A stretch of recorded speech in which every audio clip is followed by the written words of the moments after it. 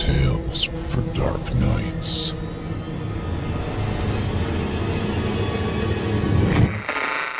Want to make sure you never miss a Chilling Tales for Dark Nights video again? Be sure to subscribe and hit that bell to turn on notifications.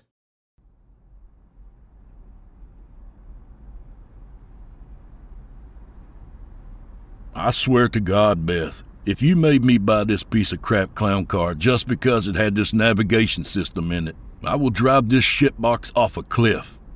Calm down, please. I know you're upset and I know you had a horrible day, but don't take it out on me. At this, the infant child in the back seat begins a wailing cry only a 3-month-old with colic can make. Awesome. Now I set off the alarm system too. And another thing, don't tell me to calm down. I am calm. This is me calm. Beth had let out a snicker. You made a major ass out of yourself back there in front of my family. You see them twice a year. You can try to be nice twice a year. Besides, this year they didn't even give a damn we were there. They just wanted to see your daughter. Recalculating. Again with this thing. Shut the hell up already. I know where I'm going. Mister, I know where I'm going. If you knew where you were going all the time, we wouldn't need a car with a navigation system. Don't you turn this on me. This shortcut is going to save us at least 2 hours. Faster than this British Cow GP, whatever the hell it is. The machine will get us home. Don't worry about my driving so much. How about you shut your mouth and worry about getting that kid to shut her mouth so I can focus on the road. It's dark, and the headlights on this thing suck. They can hardly cut the dark. I can see about 10 feet. Frickin' thing sucks. Recalculating. Beth, I swear. But the sentence trails off. Looking over at Beth in the passenger's seat, Ryan's heart stopped. Looking straight ahead, Beth's skin seemed to be rotting in places. As a slight smile crept along her face, the navigation system let out an all-too-familiar cry. Recalculating. Gasping for air, knuckles white from grasping the wheel as tight as possible, Ryan was shocked back to reality with the crying from his 3-month-old baby. Pay attention to the road, Space Case. You're gonna get us killed. If you want to drive like that and kill yourself on your own time, that's fine. Don't take us with you. When he snapped his face to look at her, the rotting was gone. It must have been a case of road blindness, Ryan thought. How about you nag less and be a better mother to your child? Ryan said, with more venom in his voice than he thought he was able to muster. More like your Aunt Cheryl was? Ryan whipped his head towards Beth. What? What are you talking about? Oh, you know. When your mom wasn't around, she would be a very special mommy to you. She would take really good care of you, wouldn't she? Beth started giggling and looked away out of the windshield. You're crazy. You have no idea what you're talking about, Ryan said with a cracking voice. But the problem was that she wasn't wrong. How did she? Recalculating. Ryan looked out the corner of his eye at Beth. The rotting on her face was back, but this time it was even worse. Now blood was dripping from her ear onto her shoulder. She was smiling sadistically, and Ryan could see blood-stained teeth. He let out a gasp that got Beth's attention, but instead of looking at Ryan, she just widened her smile. What a lovely night to drive, isn't it? Recalculating. Ryan looked away and out the windshield into the endless darkness. He was starting to make out what must have been small road signs or something on the side of the road. It was still far too dark to make them out, but it was a relief. Signs meant people, and people meant light. Ryan thought to himself. Okay, this is all just the dark road playing tricks on my mind. And maybe a little too much holiday cheer. Maybe I should have stopped at 4 beers. But with those people, 30 beers aren't enough to deal with their constant nagging.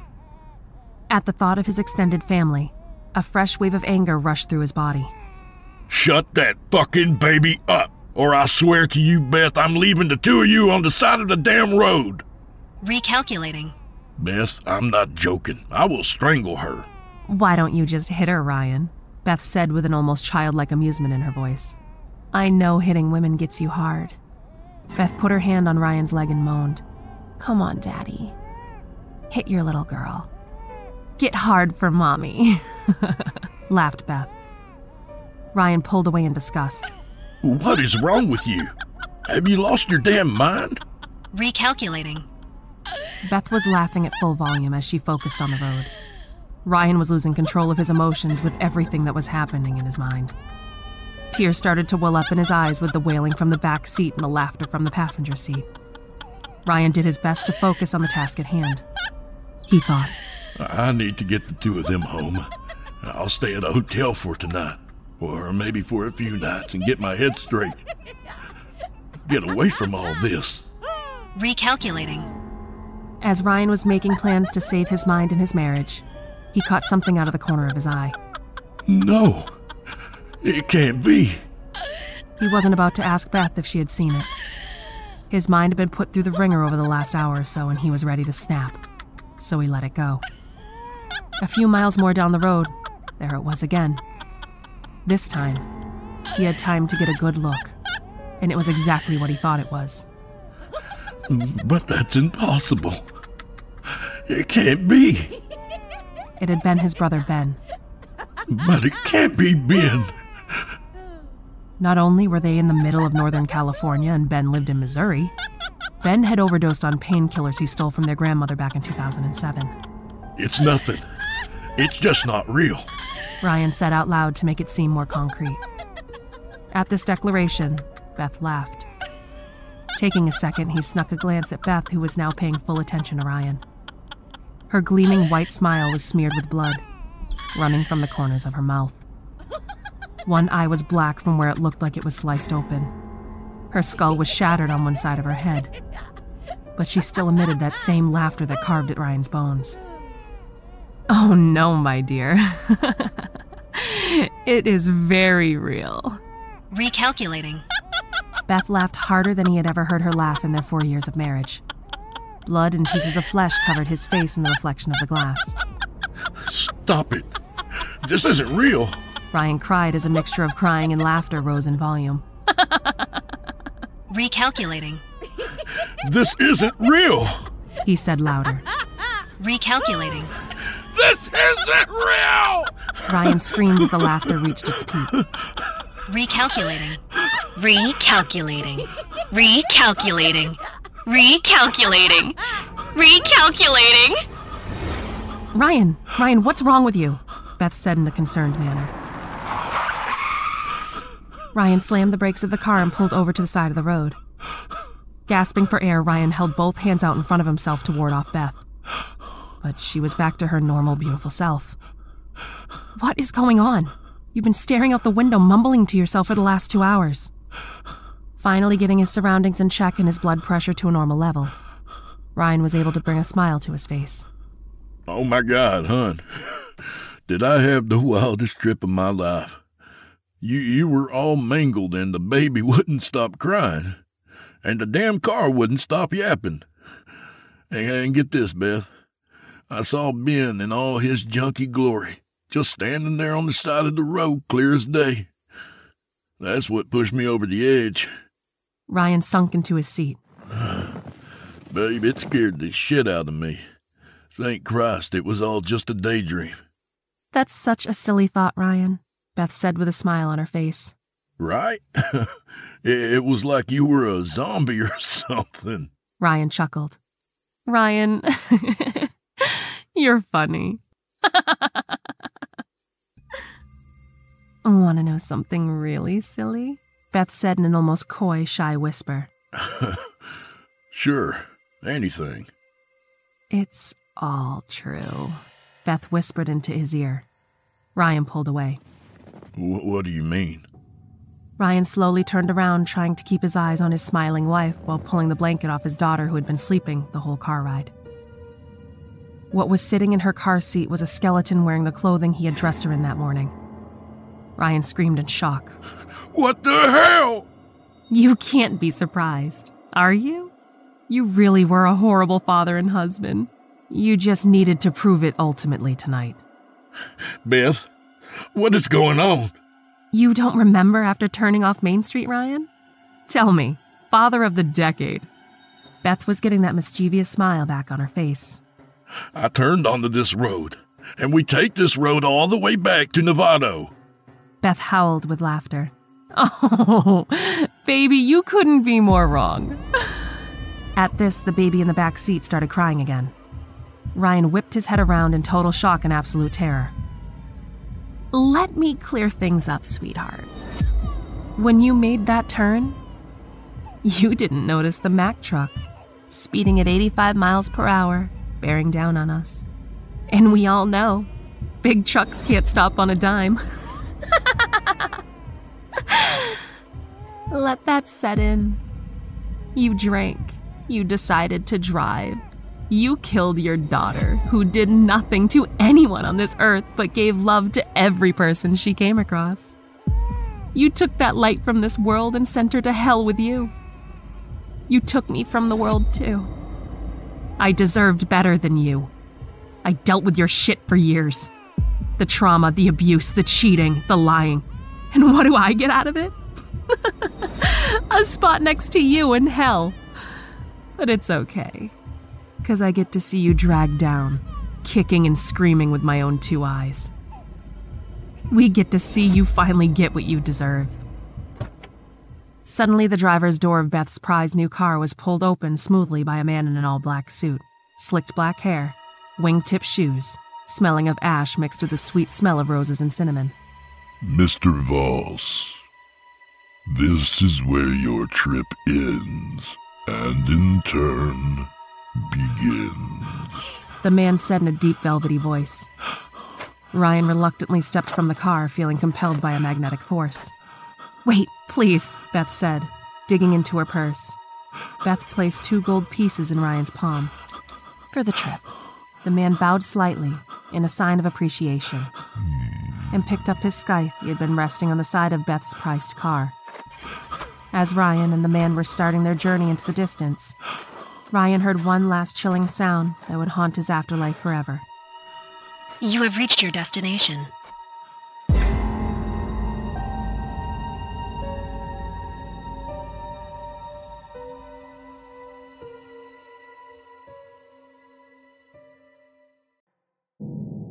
Being a police detective means you see a lot of horrible things. Things you can't unsee. They haunt your dreams at night, and the images spill over into the daytime. Waking nightmares. Ever hear those? I get them all the time. Pretty soon, every time you close your eyes, you see a flashback of something awful. An ice pick through an eye socket. A hammer drill invading someone's skull through the ear canal. Bodies missing pieces.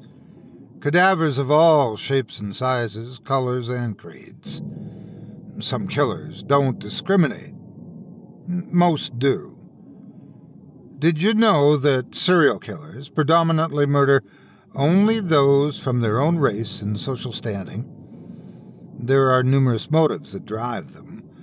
Financial gain, thrill-seeking, revenge, love, hate, or even the simple desire for attention. I don't think the Octopus man ever wanted the attention, though. I don't think he killed for any reason other than because he could, and because he was good at it. Ever hear of outliers? He was an outlier, in many more ways than one. It was late spring, and Hollow's End was blooming. The smell of wet dirt and growing grass and flowers hung sweetly in the air as I got into my car, the sun still asleep behind the horizon. It was nearly 4 a.m., and I'd been awake all night. It was something about the most recent case that was bothering me. The murders that had occurred the night before still didn't make any sense. I don't know if I intended to drive over to the house on Calvin Crescent. Part of me thinks I just left to go for a drive, to clear my head and try to think it over. My best ideas often come to me while driving. Despite my exhaustion, after having denied myself sleep in favor of crime scene photos and witness statements, my eyes stayed open without effort. The rain-slicked street unfurled itself from the darkness in front of me. the old Mercury's headlights illuminating crumbling laneways that crisscrossed the town. Calvin Crescent seemed to beckon me, and I found myself turning the steering wheel in ever-tightening concentric circles, bringing me spiraling closer and closer to the blood-stained home as I thought things over. No forced entry or exit, no murder weapons found, no witnesses or suspects, no fingerprints or video footage despite a myriad assortment of security cameras functioning at full capacity. What was I missing? The Thompsons were your everyday run-of-the-mill family of 4. They went to church on Sunday. The boy played Little League on a team called the Wildcats, and the father was the coach. The mother was a member of the church's women's league, and the daughter was involved in gymnastics and ballet. Why the hell would anybody want to kill them? The coroner was doing his autopsy, and the report would be available that morning, sometime. I'd go there and see the man himself as well. Dr. Strange, as the other cops liked to call him. No wonder I couldn't sleep. The day was going to be jam-packed full of mental torture and gore. The doctor liked to torment me with his Socratic method of explanation through question and answer, as if it was my job to work for every single bit of information he had to give me. The man was a sadist, but at least he'd give me clues, things that I could work with. The 48-hour window was closing. After that, the chances of solving the case became more and more minuscule by the minute. Nothing bothered me like having no leads in a fresh murder. It made me feel inadequate, stupid, like I'd missed something. The worst part was, this wasn't the first case like this. In the past several years, there had been more homes with dead families inside. No suspects or murder weapons found. The same situation was repeating itself over and over. The events coming closer and closer together. It had to be the same guy. But I was the only one who would admit that. I wasn't supposed to talk about it publicly. Serial killers aren't great for tourism, after all. The car came to a stop in front of a wide bungalow with red siding and a big maple tree out front. Hedges concealed the windows from the eyes of nosy neighbors, but also made it easier for things to happen inside unwitnessed. I got out of the car and closed the door quietly and carefully behind me. Making my footsteps soft and soundless had once been a challenge, with my wide frame and tall stature, but I'd learned to do it effortlessly over the years. Still, despite my stealth, I felt a tingling on my neck like eyes watching as I approached the sentry. Knocking on his car window, I saw him jerk awake with a start, and he rolled down the glass to look at me. Jeez, man, you scared me. Where the hell did you come from, anyways? Frickin' ninja. Don't you sleep? I couldn't turn my mind off. Thought I'd get an early start. He looked guilty for a second, knowing what my next question would be, knowing that I'd just caught him unawares. Anybody coming or going? Killers often return to the scene of the crime, but in such a small town, they'd stick out like a sore thumb, especially this time of night with no one on the streets. Assuming the night watch was actually watching. We did have access to the cameras, both inside and out, the ones installed by the late owner of the house. Nobody. I decided not to scold him. For all I knew, he'd actually been doing his job, and I really was just that good. But it didn't sit right. Leaving him in his car, I approached the front door of the house, taking careful, quiet steps. Why did I feel so nervous suddenly? Opening the front door with the key, I went inside. It was dark, and I turned on the light in the entryway and looked around. Nothing had been moved as far as I could tell. The blood pooling on the floor of the kitchen could be seen from the doorway, and I walked further in to take another look around the murder scene. 3 of the family members had been murdered in the kitchen, Judging by their positions and how they fell, it appeared that they were engaged in normal everyday life. The mother and 2 kids had sharp objects inserted through their ears, which caused the fatal damage. I assumed without a look at the autopsy report, judging by the blood which had pooled around their heads like halos on the floorboards, dripping out of their ears. The bodies themselves were gone now, and all I had was the blood-soaked silhouettes that outlined them, and the memories that would stick with me. The images of them I could still see clearly, perfectly. None of the neighbors had heard a scream. No one saw anybody coming or going from the house. It was like a riddle. The father was found, separately, down in the basement in his office. Normally he would be a prime suspect, but he had no defense wounds and no suspicious blood spatter.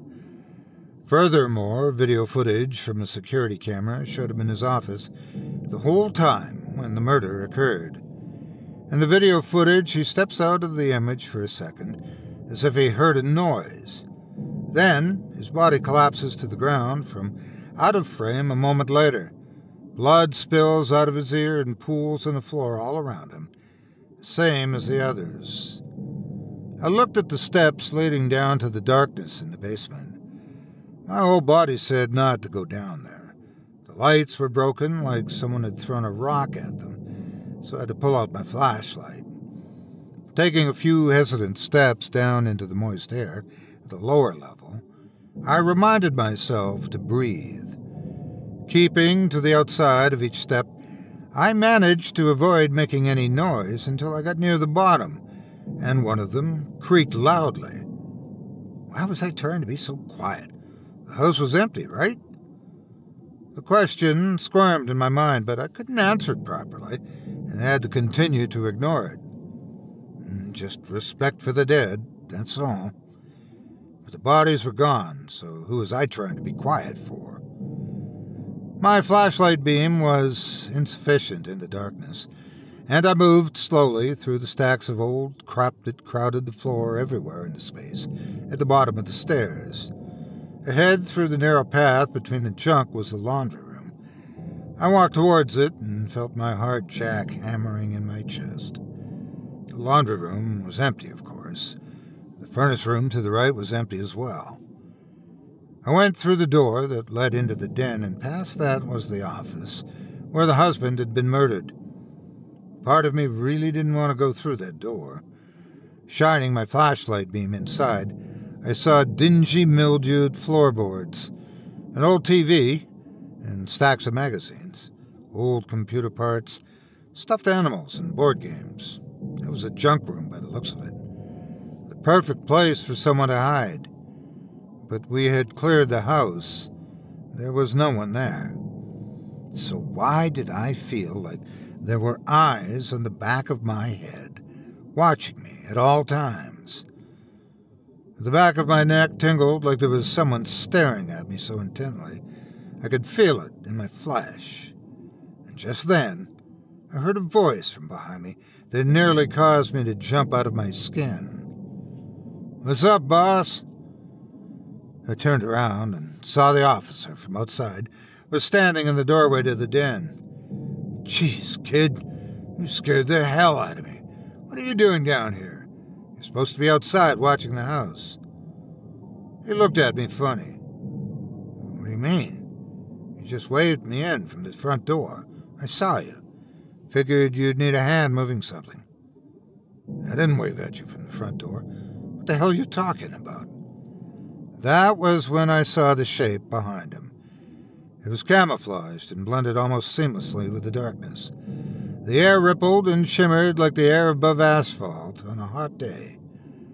Tentacles wrapped around the young officer. Gary was his name. The colors of the strange alien-looking appendages changed to match his uniform almost instantly. One of the tentacles probed up and into his ear like a kid giving a wet willy to an unfortunate classmate in school. "What the fuck?" he managed to get out, only those 2.5 words, and then I saw blood begin to jet like a fountain out of his ear. He collapsed to the floor loudly with a dull thud that rattled the floor. Blood began to pool around his head, and he was completely still, not breathing. In the doorway to the den, I could see the shimmering outline still, the form of a man, almost, but not quite. His movements were quick and deliberate. As he ducked into the laundry room, I could see the colors of him blending and changing quickly, almost but not quite catching up with the background as he moved. The man, or whatever he was, appeared to be wearing some sort of ultra-high-tech military equipment. At least that's what I thought at first. Later on, I did research and found that no technology existed that even came close, unless it was highly classified and far beyond the current prototypes. The only thing that looked remotely close to what I'd seen that night in that basement on Calvin Crescent was something I discovered eventually on a nature program on television. It showed footage of an octopus blending seamlessly with its environment and moving through the water effortlessly with hypnotic movements as the colors shifted and matched the background exactly, but with a moment's delay. The memory came flooding back to me instantly. The image was the same, the shimmering, shifting colors that blended perfectly after a moment to adjust. That was when I started to call him the Octopus Man, years later. But in that moment he was a phantom, a ghost who had just murdered a cop in front of me and then disappeared into the shadows of the basement like a specter. I was terrified, and that's not something that I experience often. It had been trained out of me with years of experience living in deadly situations, basking in them like a hot bath and soaking in them. Danger is part of the job description when you're a homicide detective. But how the hell do you fight something you can't see? Part of me knew somehow that he was human, that he was killable, and that he needed to be killed, or he'd kill again and again. I heard a raspy chuckle from the laundry room. I drew my gun and tucked the flashlight under my chin, desperate to maintain my light source, while calling for help on the radio. The radio, which should have been on my belt, was not there. It had been with me when I entered the house, but it was suddenly gone. Vanished like the phantom who was still laughing at me from the shadows. Moving slowly with tentative and curious steps, I walked through the doorway leading back to the stairs. My first goal was to stay alive and call for backup. Even when I was younger, I never tried to be a hero. That's a good way to get yourself killed in this business. The laundry room was immediately to my right, and I shone the flashlight and pointed my gun along with it, hoping he wouldn't be foolish enough to attack a man with a gun pointed straight at him. But then I heard a noise above me, like suction cups quickly sticking and unsticking. Then a thump behind me like a person had been hanging from the ceiling and dropped down in the darkness to land on the floor. I spun around, and the gun and flashlight were knocked out of my hand by a heavy appendage, rough and somehow slippery at the same time. Falling to the ground, I rolled quickly, knowing somehow that to stay still would be my death. My instinct proved correct as I heard a slamming sound where my face had been a split second earlier, and looked over to see the floorboards cracked in a spiderweb pattern where something heavy had just been brought to the ground. The bastard was trying to kill me. There was no doubt about that. His form color shifted as it seemed to float over towards me, not walking like a person but gliding across the floor as he approached. He picked me up and threw me across the room like a rag doll. I landed hard on a wooden chair which broke into pieces on impact. Landing hard on the floor, I opened my eyes to see him slithering toward me again. My hand felt a sharp piece of the broken chair, and I seized upon it, desperate. Without being sure of where or what I was striking out for, I thrust the sharp piece of broken chair leg into the air, hoping not to miss, knowing that to miss would mean my death. But I didn't miss. The chair leg disappeared into him, and a spray of black, tarry blood, like ink, poured from the wound. The black arterial spray covered him and made him visible to me for a moment before he escaped. He expanded and seemed to grow in size, puffing outward like a black parachute in the night. Tentacles whipped around the edges of him, flailing and whipping in the air around his form. He wailed and shrieked a blood-curdling scream. I was terrified, and unsure what the hell this thing was that I had just stabbed in self-defense. Would it kill me now, as it killed the others? With its true form finally revealed, I was no closer to knowing what it was than when it had been invisible. It truly looked like a demon sent from hell. I thought it would come for me and take my life, but the thing seemed to only want to get away in that moment, hurt perhaps for the first time in its existence. It jumped up into the air and clung to the ceiling like a bat, then scuttled away and disappeared up the stairs. I heard the front door open and close a moment later, and it was gone. The images are still burnt into my memory to this day. I'm retired now, but I still have nightmares about him. About it. There are a few perks to being a retired detective. One of them is that you get a heads up sometimes when things are happening out there in the underworld of our city, especially since my old partner is the lead detective on the case in question. I hear a lot that the public isn't privy to, like how there's been a new string of murders. They fit an old pattern of a killer who was dormant for years, one who was never captured. No forced entry or exit, no murder weapons found, no witnesses or suspects, no fingerprints or video footage despite a myriad assortment of security cameras functioning at full capacity. I know who the killer is, though. The Octopus Man is back.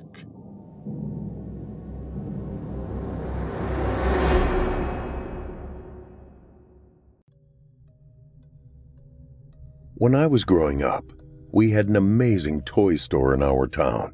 It was designed to resemble a medieval castle with multiple floors and took up an enormous portion of a nearby strip mall. You wouldn't find national toy brands like Mattel or Fisher-Price there, though. Instead, they catered largely to independent toy companies you've likely never heard of and local craftsmen. The toys they did have were every bit as interesting as the store itself. There were wooden toys of all kinds, handmade dolls, puzzles, board games, and even an entire floor dedicated to miniatures and model trains. The most important feature of the store was what they referred to as the treasure room. The treasure room was so important because it was tied to a special event at Jimmy's Toys. If your parents signed you up for their birthday club, you would receive an invitation in the mail to visit it.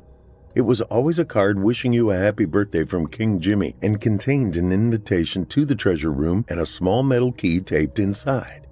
Your parents would take you to the store to present your invitation, and you would be ushered down to the basement level to pick out a free toy. The key added another level to the event entirely. Each key had the chance to unlock a huge treasure chest in the middle of the room. I had no idea what was inside of the chest, nor did anyone I knew personally. There were a lot of rumors, but whatever was inside of it had to be worth a fortune. The downside of the birthday club is that it only lasted until you were 12. In some ways, I guess that makes sense. Teenagers go through a lot of changes and appreciate the magic of the world around them less, but it still bummed me out. I dreaded my last trip to the glorious treasure room, knowing it would be my last. Our little town was booming, and there were new faces everywhere you looked. And many of the people you had known seemed to disappear overnight. Living so close to an Air Force base, that kind of thing was somewhat expected, but the older I got, the more it bothered me. My little world was changing rapidly, and soon my last vestige of childhood, the treasure room at Jimmy's Toys, would disappear along with it. The dreaded day finally came when I received my birthday card, invitation, and key from King Jimmy. With a reluctant sigh, my mother swept me away for one last magical expedition.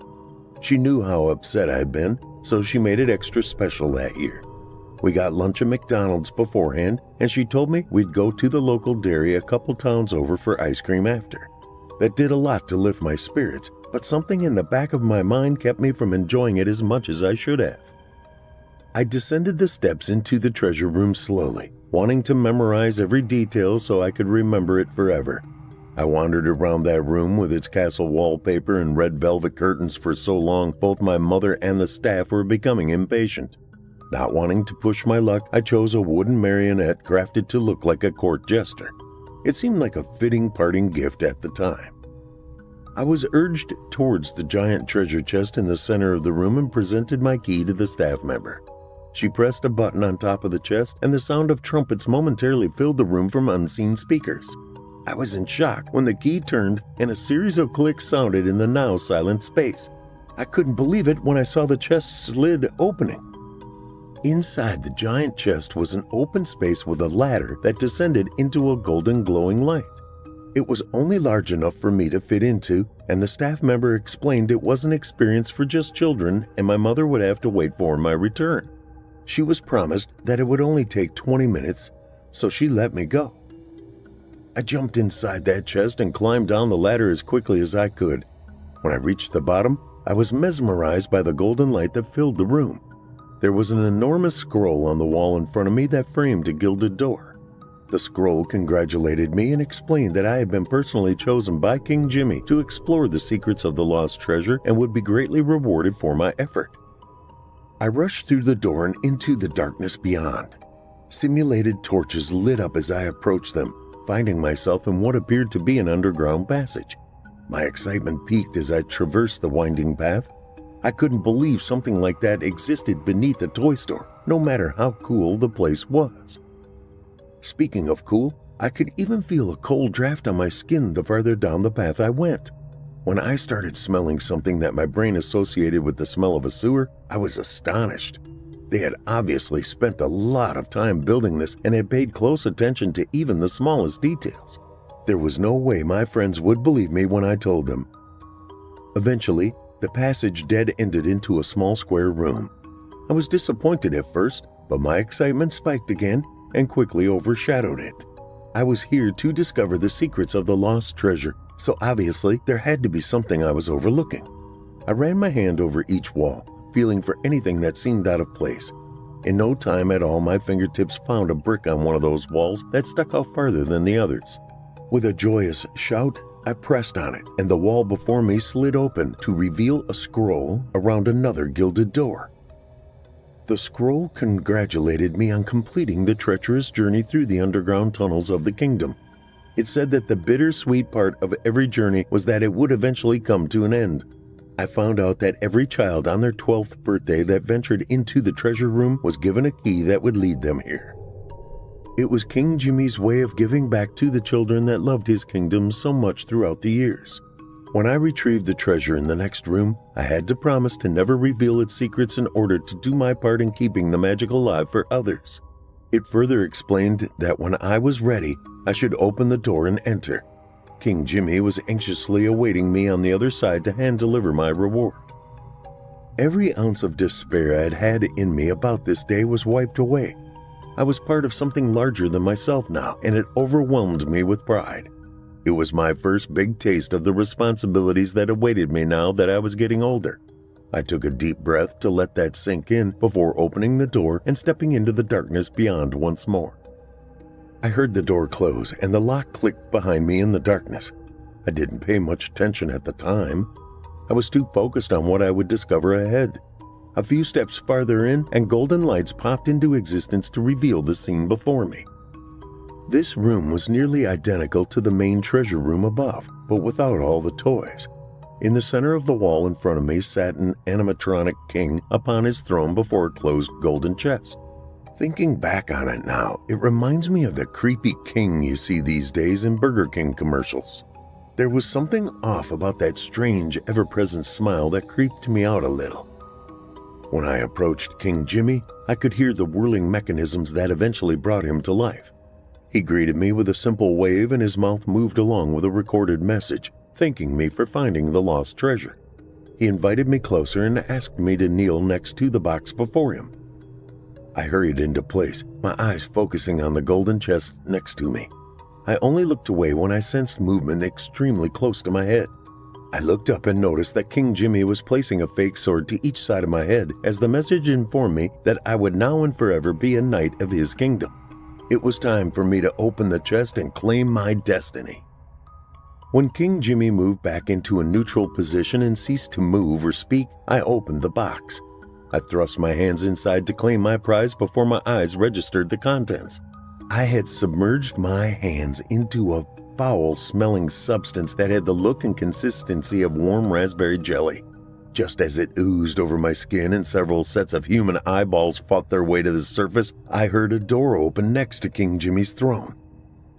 A man dressed in a dirty old court jester costume emerged and yanked me to my feet. I could smell the same foul stench from the treasure chest all over him. Still in his grip, he forced me into his arms and carried me into the room behind the throne. The bells on his costume made a dull jingle with every step he took, as if many of the bells were broken or somehow prevented from making their usual sound. As shocked as I was, I knew this had to be part of the lost treasure story. Finding the treasure had been too easy, so surely there had to be some final challenge. Maybe the court jester character was trying to steal King Jimmy's throne? The inside of this room looked more like a dungeon cell, solidifying my belief that this was part of the experience.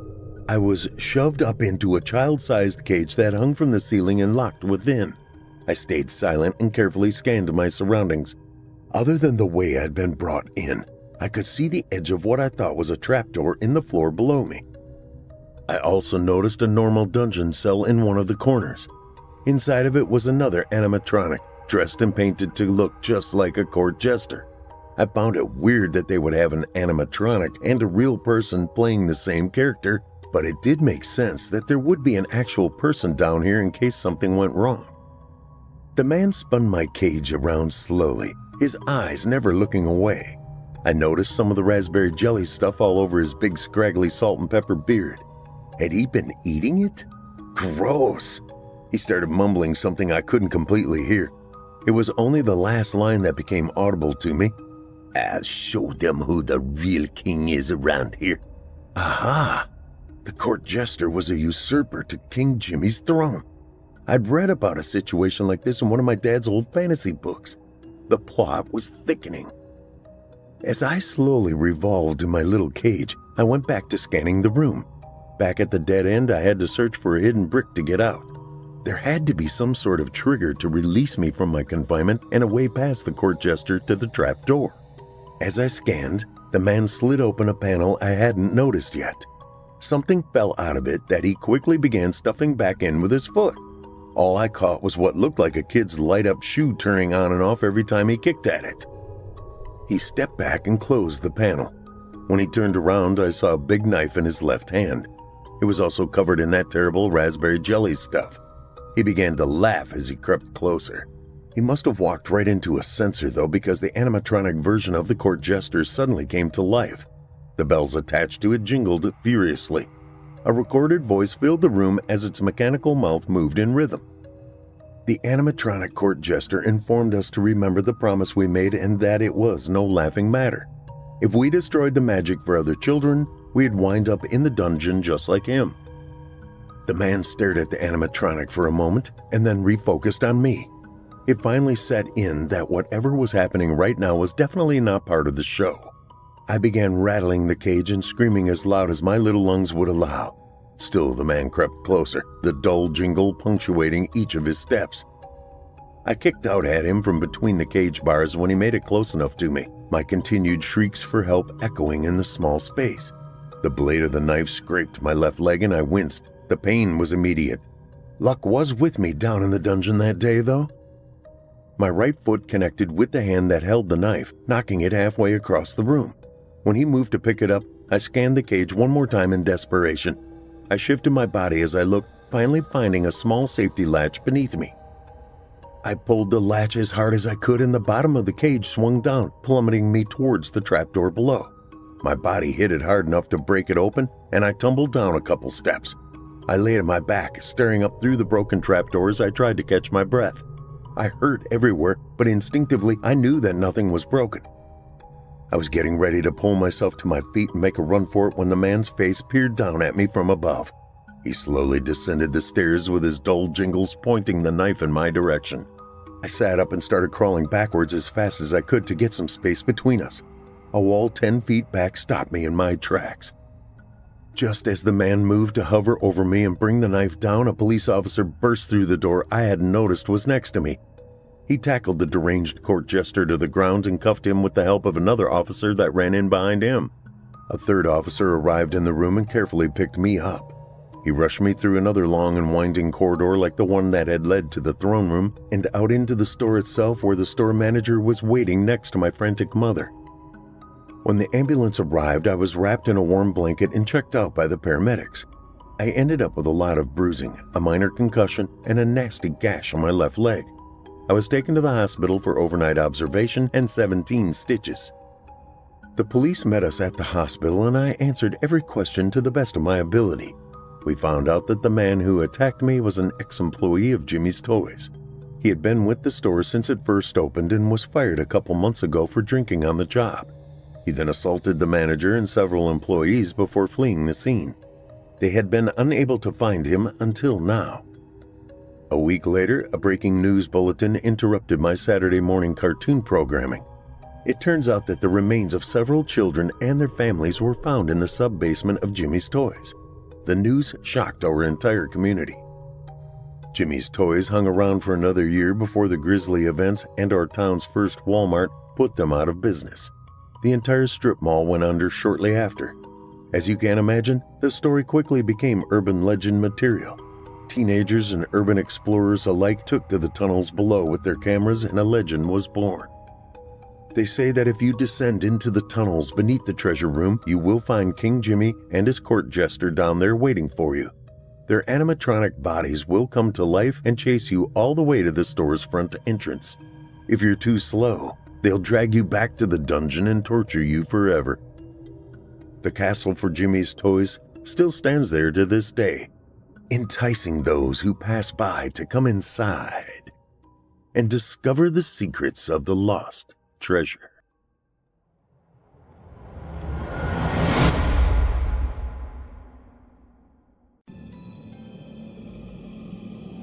"Damn, Pete!" my newest employee Marlin exclaims as he nods his head across the bar. "That woman's eyes are all over you. It's that time again, huh?" I try to hide my devilish smirk as I give a nod of my own in agreement. I slide my hand down the side of my beer, using the condensation to loosen my wedding band. It pops off my finger and into my pocket effortlessly, as it has time and time before. My eyes take their time surveying the room before finally meeting her gaze. Jesus Christ, she's got gorgeous eyes. I've always loved redheads, but green eyes just take it over the fucking top. "Oh my God," Marlin continues. "Is that one of them Marilyn Monroe beauty marks?" Sure enough, right next to her left eye was the tiniest of moles, a period at the end of God's sentence. A vibrating sensation in my pocket interrupts me just as I'm about to walk over to her. It's Maggie, my wife. "Can you please bring home some dinner? Preferably something involving red meat. I've got the weakness today. Bad." Fucking great. Putting all plans of an evening rendezvous aside, I texted back that it was no problem. I told her my phone was dying and that I'd be home as soon as I could. As soon as I put the phone in my pocket, our eyes met again. As if reading my mind, she smiled coyly and tips her head towards the back restrooms. I don't bother to tell Marlin where I'm going, just head on back. By the time I reach the men's room, I'm already fully engorged in anticipation of what's to come. It doesn't take a genius to see what I just did there, by the way. Anyway, by the time I hear her heels click across the tile floor, I'm fully ready to go, all rationale leaving my mind as primal instinct takes over. She smiles and bites her lower lip at me. That's all it takes to let me know she wants the same thing. By the time I get some steak at the store and arrive home, I pray Maggie is already asleep. My only desire is to go inside, change my clothes, and fall into a sleep coma. That girl was a wildcat. She actually requested that I put my wedding ring back on before I gave her the best 40 minutes of bliss she's probably had all month. These fucking women these days. To my relief, my wife's sleeping soundly curled up in a ball on my side of the bed. She always ends up sleeping on my side of the bed, holding my pillows if she goes to bed before I do. Those nights seem more and more frequent lately. I think to myself. Guilt creeps into my mind like a toxic fog momentarily before I shove it away.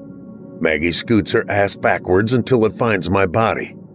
As I snuggle against the back of her body, she starts grinding her hips against me, a telltale sign that she's feeling good enough for sex.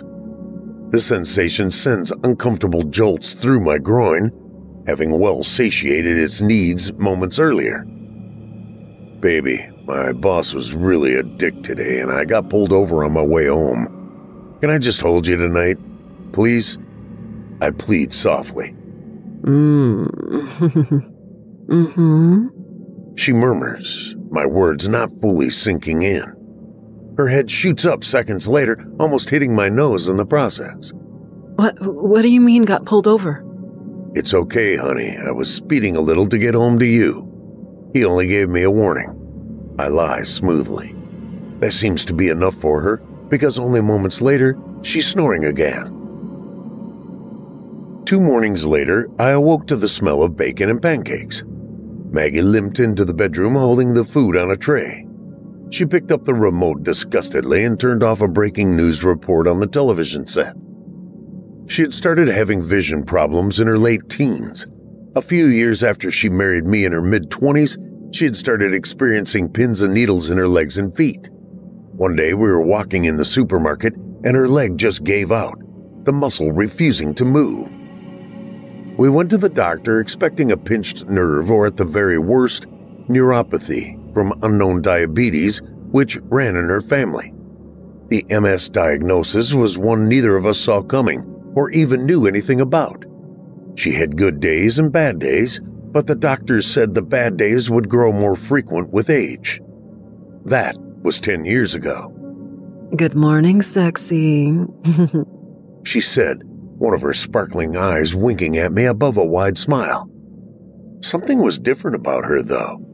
I couldn't quite pinpoint exactly what.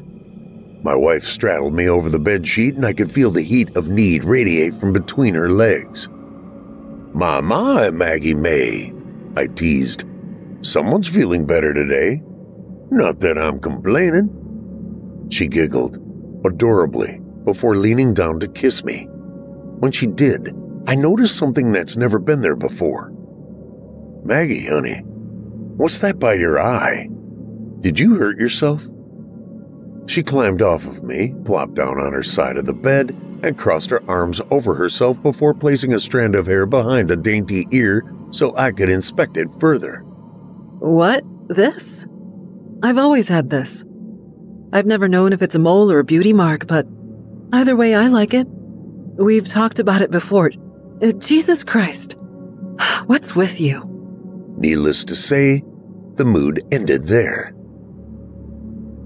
A few weeks later, I drove out of state for the weekend. The company I worked for was sending me to a seminar of a new piece of trial technological equipment that could change the way the world viewed plastic surgery. I made up my mind that I didn't give a shit about whatever it was they had to show me before the plane even landed. I was just grateful for the paid hotel and weekend. Maggie was becoming insufferably clingy in the past week or so, and as hateful as it is to admit, I was glad to have the space. Are you sure you'll be all right? I asked her for the 40th time as I backed down the driveway. She nodded and waved me off, promising to have kisses and dinner when I got home. I gassed up the car to take to the hotel, all expenses paid by the company, of course. My room was decent. The shower worked and the bedding was nice. It even had free Wi-Fi and a continental breakfast. One thing I'd learned over the years of travel was that the nicer the hotel they put you in, the more tediously exhausting the event you were to attend would be. This was about a 7 out of 10 on the sleep in the rental car or being obnoxiously comfortable scale, meaning tomorrow should be bearable at best. On the first day, they wanted us to attend a conference in the hotel's main meeting hall before breaking for lunch. We were to be there from 8:30 a.m. until noon. A grueling 3.5 hours of blathering bullshit. Once seated, it only took a few moments before I felt a pair of eyes burning into the seat of my pants. I turned around subtly to see a woman staring hungrily from behind me. It was obvious the only interest she had in the activity of the room was right below my belt buckle. She was gorgeous. Once she stood, I was surprised to see that she was taller than me, a trait I normally stayed away from. Something about her smile, though. There was the smallest gap between her front teeth that drove me crazy, a perfect imperfection that caught and kept my attention. We spent our lunch break up in my room, so wrapped up in each other physically that we were almost late for the second half. I didn't catch her name, and she certainly didn't care to know mine. It was perfect. Maggie was waiting for me on the front porch as I pulled into the driveway. The way that she looked struck confusion and fire into my heart. My wife, who not even 6 months ago could barely stand without assistance, now looked every bit as good as she did on the day we got married. It wasn't until she began to walk towards me that I noticed the painful limp and weathered steps. Hey, Pete. She waved proudly. I'm glad you're home. Even though I'm an asshole, I really do love my wife. It made me happy to see her, and in a way, at my darkest moments, after the sex has faded from the air and the bed is mine alone again, I did miss her. What kind of man would I be if I didn't?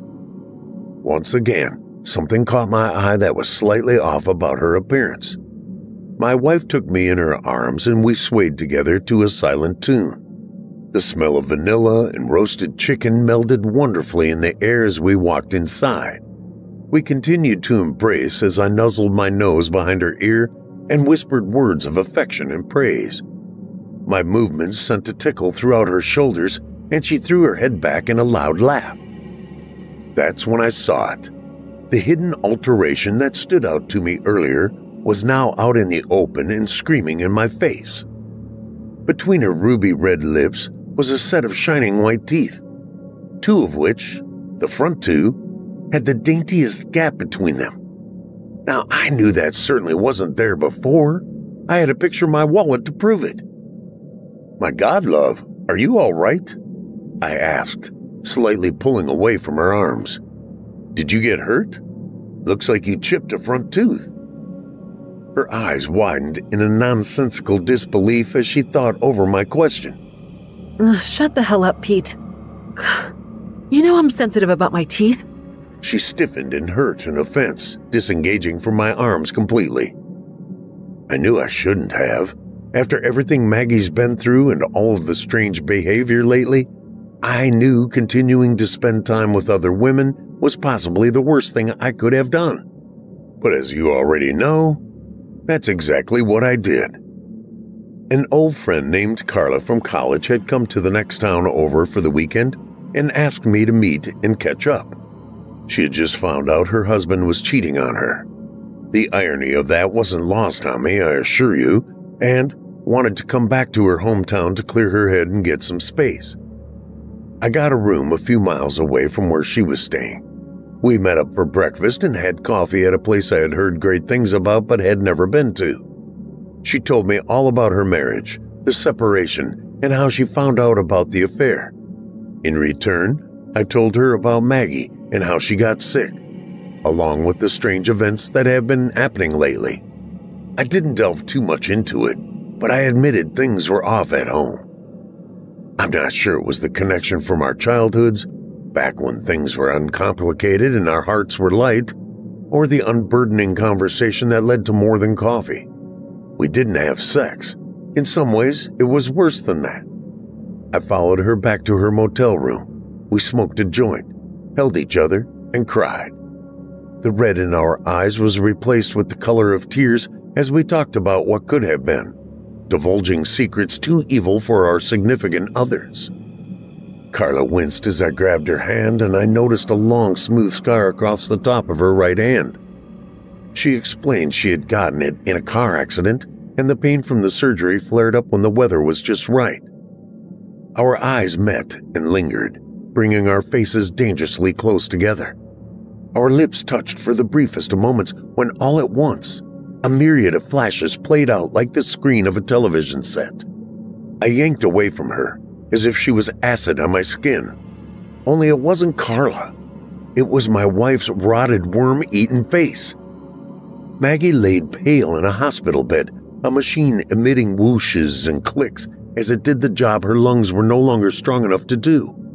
I saw my tired form sit beside her in an old metal chair, the failing fluorescent lights flickering irritatingly against the yellow wallpaper. A doctor came into the room and said something to me that made me break into sobs. A piercing alarm rang throughout my ears as the machines declared her dead. I stood at her funeral, silent and solemn, as those around me recounted memories of good times together. Everyone commented on what a good wife she was and how she loved her husband with all that she had. Each word of consolement turned rotten, and the betrayal of my own actions stabbed through my back like a broadsword. Out of the corner of my eye, I thought I saw her eyes pop open, accusingly as they lowered her into the ground. My wife was terrified of fire and always made me promise not to have her cremated. I'm sorry. I guess I just wanted to hurt my husband like he hurt me. I should go home. It was real nice catching up with you. And if you don't mind me saying so, hopefully now you can see how sometimes good people get caught in bad situations. Stay in town. Clear your head. Alone, I emphasized. Then, just when he can't stand it anymore, go home.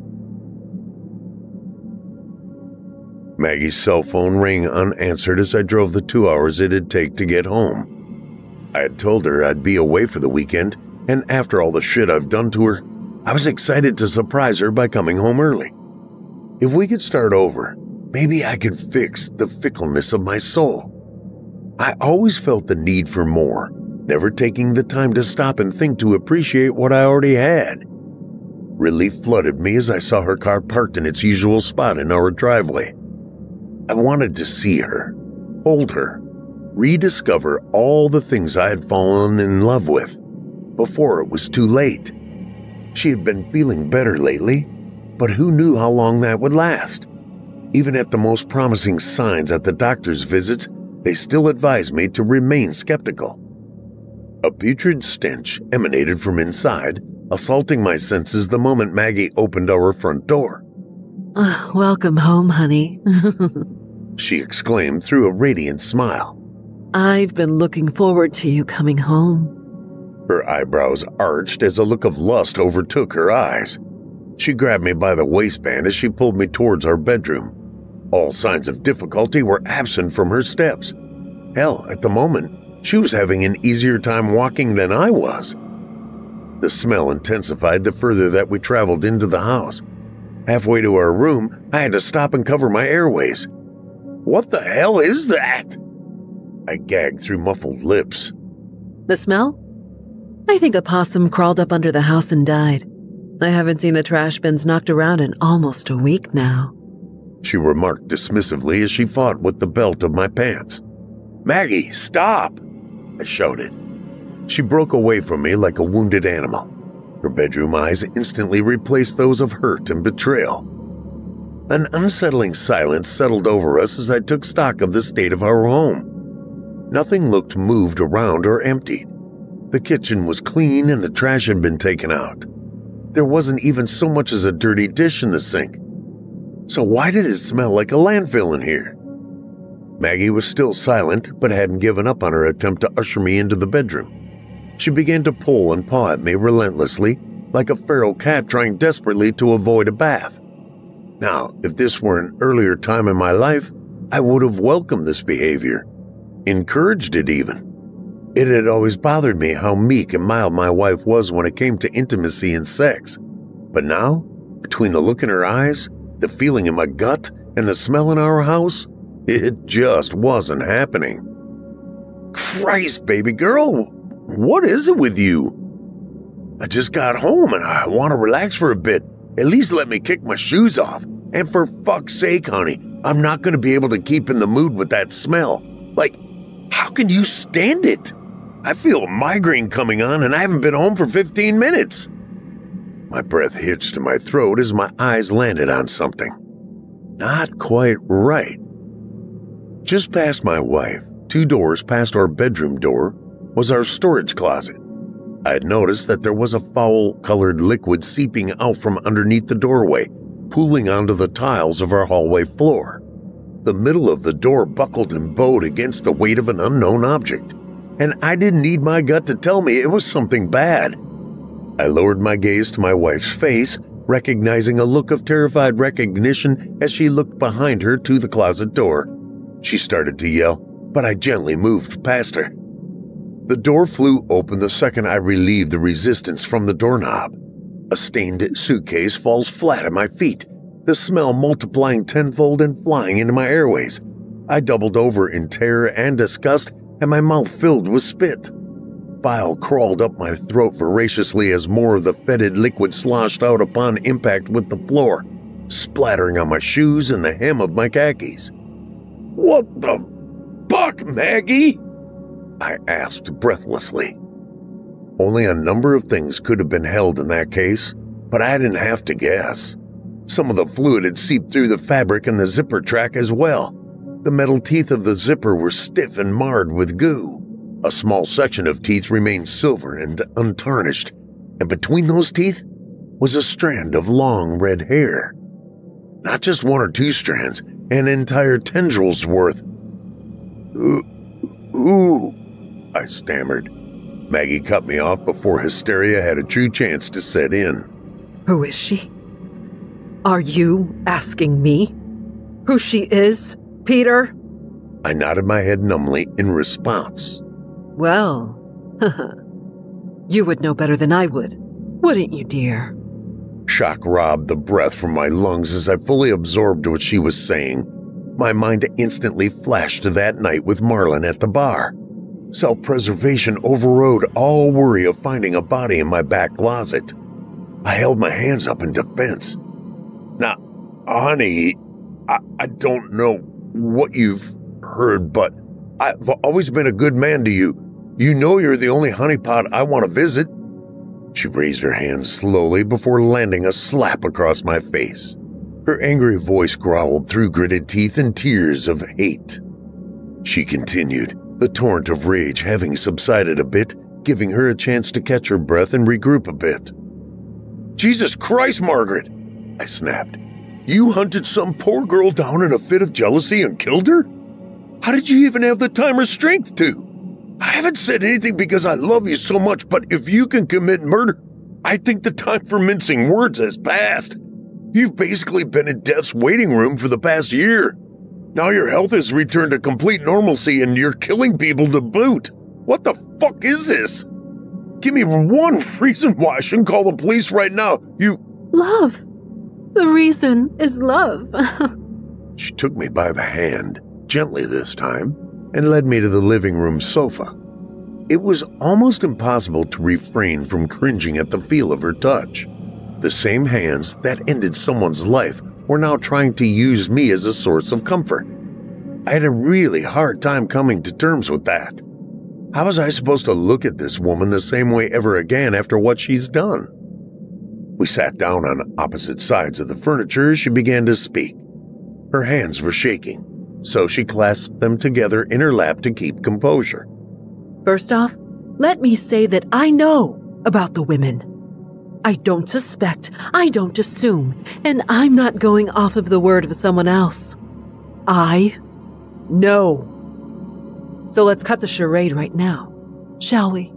She stated matter-of-factly, her voice forceful, but otherwise void of emotion. Pete, when you asked me to marry you, I always knew there'd be a chance that your willpower would let us down. You love me the best that you can, and with all that you're capable of. But you're weak. You crave attention like your lungs crave air, and when I got sick, I wasn't able to give you that attention anymore. Her eyes filled with tears. I took my chance to speak as she paused to brush them away. Mags, you know I've never blamed you for getting sick. Please tell me you know that. I haven't been perfect, but I come home to you. I married you.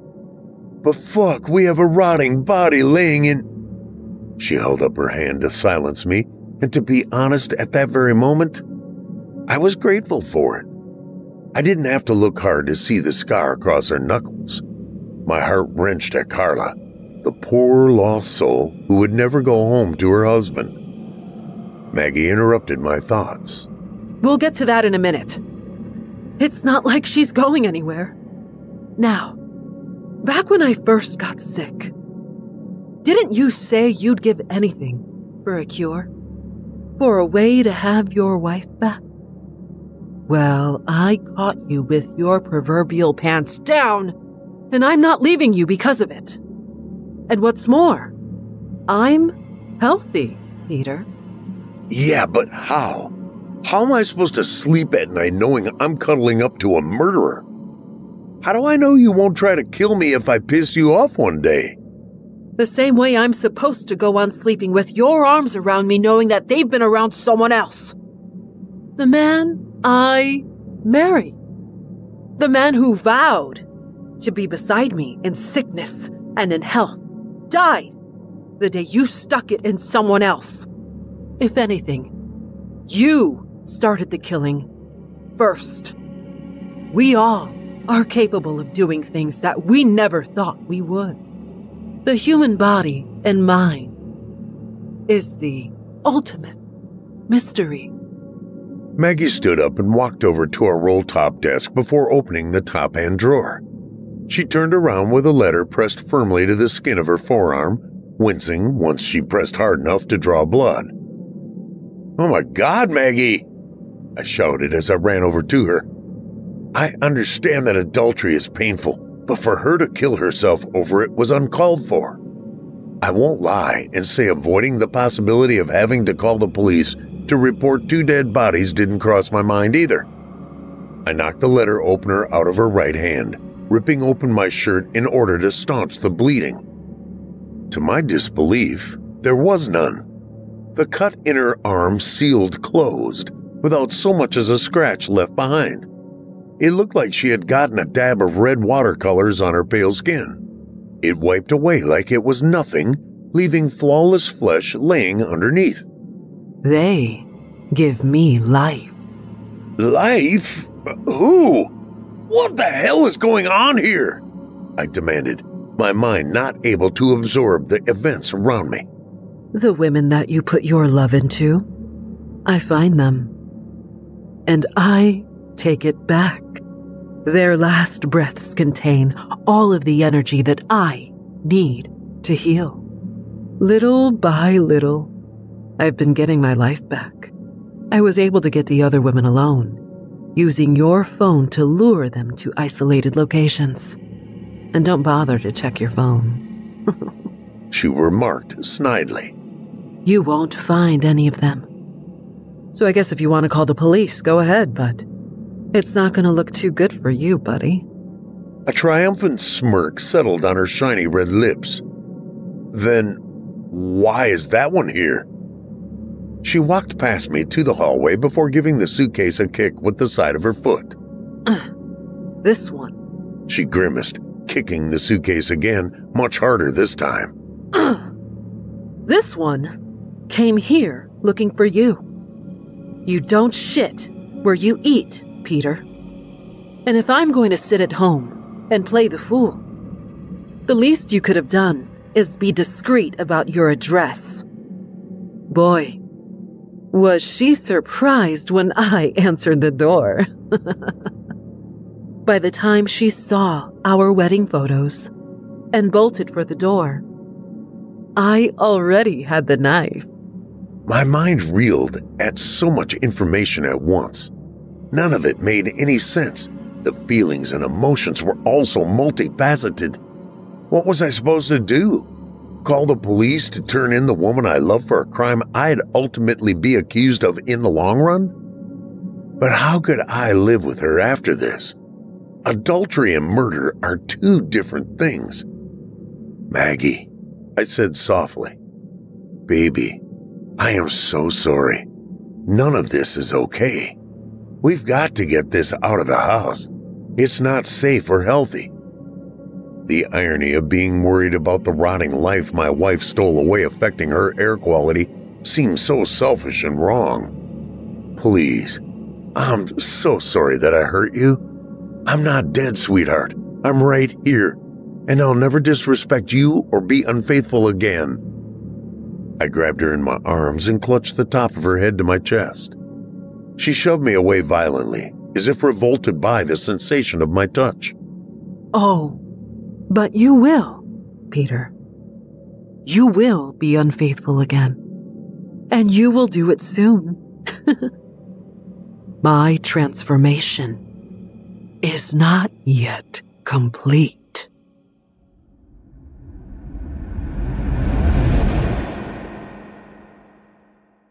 When I was 11 and my brother Rourke was 16, Dad moved us to the jungle to deliver the Lord's good word to the people who lived there.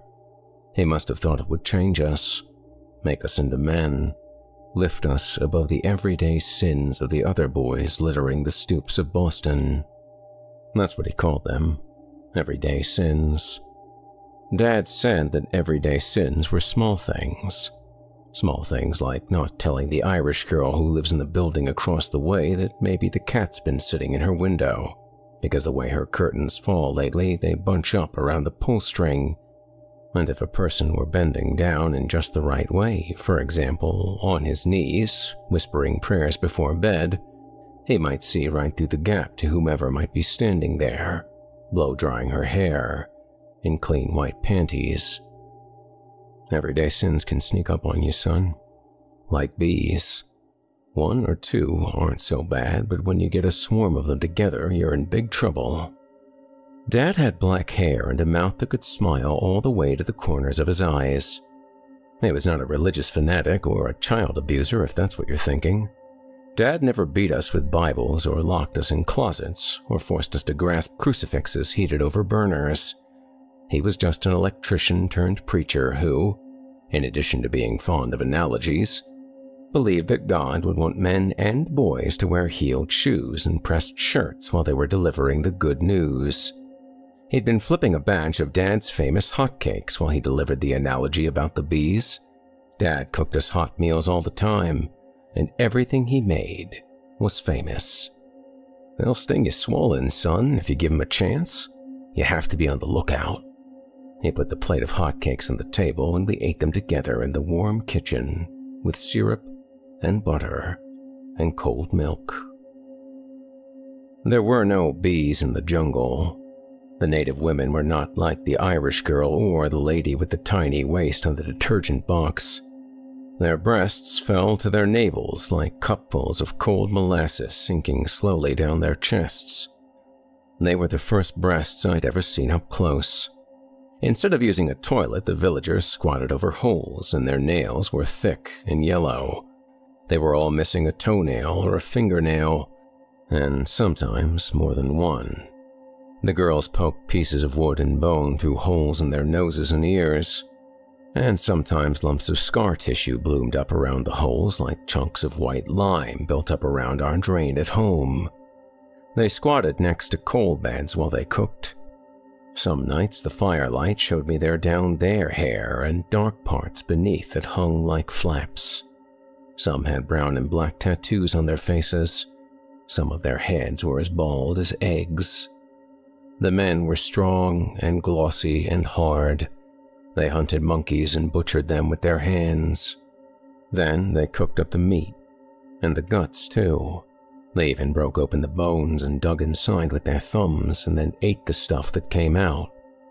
Sometimes they pulled out the guts before the monkey even stopped breathing. The children turned over logs and found white grubs the size of pecans that they roasted on sticks before chewing them up. They watched the moon, and some nights they smeared things on themselves and danced in front of bonfires. One night, I saw a baby born. Inside our chapel was very, very hot. The walls and roof were made of heavy pine planks. The planks were the first things we brought in once the road was cleared, said Father Clausen, showing us how to fan out mosquito nets over our beds and weight them at the bottom. He pointed to the 4 glass windows, looking very proud. From a pair of very charitable Christians in Long Island. Real glass. They let the light of Christ shine right in. He beamed. I doubt there's another set of glass windows for 300 miles in any direction. The windows didn't open. The air in the chapel was as hot and heavy as the steam that used to hiss from Dad's iron. Beads of sap oozed from the pine lumber, scenting the smother like Christmas time. Everything was sticky. The few villagers curious enough to attend services brought banana leaves to sit on, so they wouldn't get sap on their bottoms from sitting in the pews. They fanned themselves with fronds, and then stopped coming altogether. Dad said sometimes the good word was like the sound of the ocean. Waves just keep crashing on in the background, and finally a day comes when people see that the waters are cool and clear. People wade in and try to swim. Some of those people will take to the water like fish, and others might not get the hang of it right away. Some people might only dip in a toe. He'd always drop his voice for the next part. And some people need us more than anyone else, because by the time they get to the water, they've already been on fire for a long, long time. Dad was from Chicago first, then Minneapolis, and then Boston. He'd signed a year contract for us, and when the review board asked if he'd had any experience living in the tropical wild, he said, I've studied up. To us, he said, if the Swiss Family Robinson can do it, so can we. The Lord will watch over us. But not many days had passed before it became clear that neither thing was true. We were dangerously ignorant about the jungle. We packed useless things, a swimsuit, a gold pocket watch, a red plastic radio that never picked up a station and ran out of batteries after the first week. Dad bought 3 jars of pomade because he was afraid he'd run out. Nonetheless, he assured us everything would be okay. We were on the Lord's mission, and He was looking out for us. Those first months were a dark time. Our water filter was a heavy contraption that took both hands and all my weight to pump it. In the heat of the day, I'd avoid pumping water until I was so thirsty my head throbbed, and then make it worse by exerting myself in the heat. For food, we had a kind of dried porridge with vitamins ground up in it, and you added water to make a sweet, gritty sludge. The best way to get it down was to drink it fast, like cod liver oil. Suffering in button-up shirts and heeled shoes with socks, we doled out litanies to the strange natives who looked at us skeptically, clucking their tongues and shaking their heads. The village children ran naked in the open air, and we waded into the brown running stream to splash their dark bodies with water. I tried not to feel bitter thoughts toward them.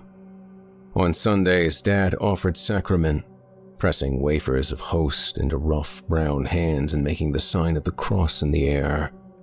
On the night in which he was betrayed, Christ broke bread and said, "Take and eat. This is my body, given for you. Do this in remembrance of me." The villagers inspected the paperish discs, taking wary nibbles as if tasting an unfamiliar fruit for the first time without knowing if the flesh would send them into fits or cause chaos in their bowels. Nobody understood a word either side was saying. At night, Rourke and I lay beneath the mosquito nets and felt things crawling on us, scratching furrows in our legs with our grimy fingernails. We'd been itchy and paranoid since the night Rourke had found a millipede as long as his forearm coiled inside his pillowcase. Sometimes we lay in bed and remembered things together, like the icebox back in Boston and the cool fountain in the square. Rory reminded me of Dad's famous potato and fried egg hash with ketchup, and I reminded him of Dad's famous chocolate egg cream, always with an extra sprinkle of Ovaltine on top. One very dark night I dreamed of the Irish girl. She was blow-drying her hair. She turned around and I saw that her breasts were deformed and made of scar tissue, lumps stacked upon lumps like bunches of half-dried grapes. Beneath her white panties something bulged and squirmed.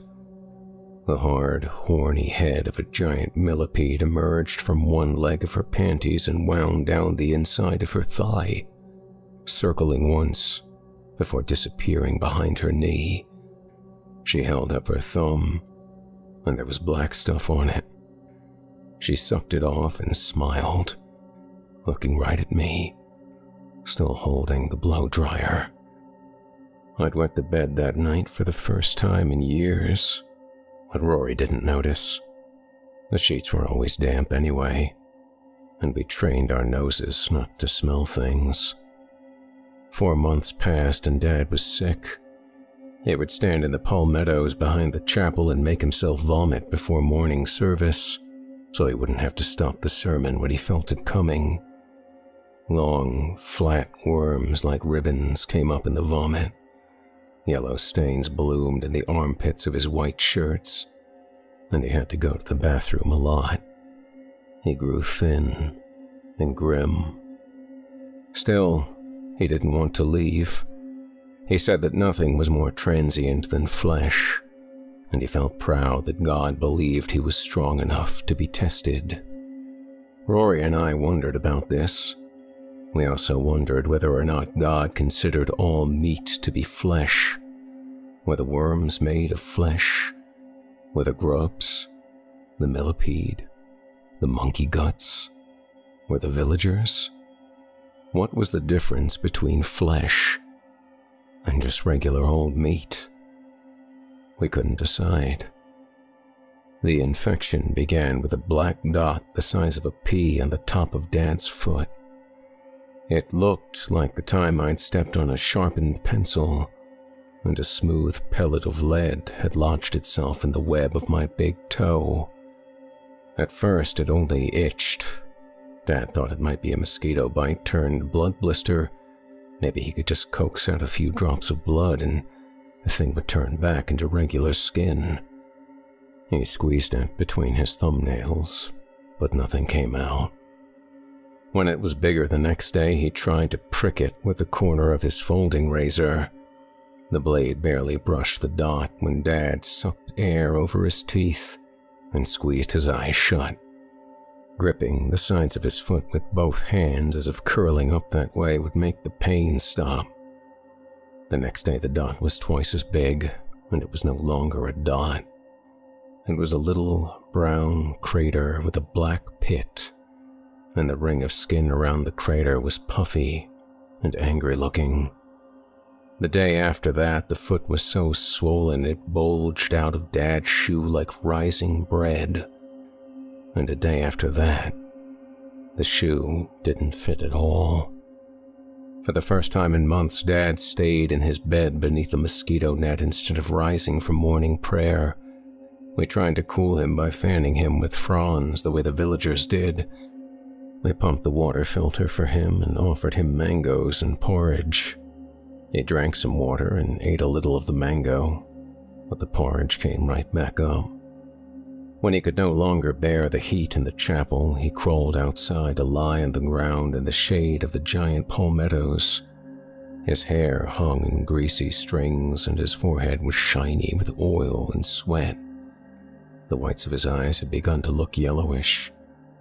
He was embarrassed that he'd had to crawl.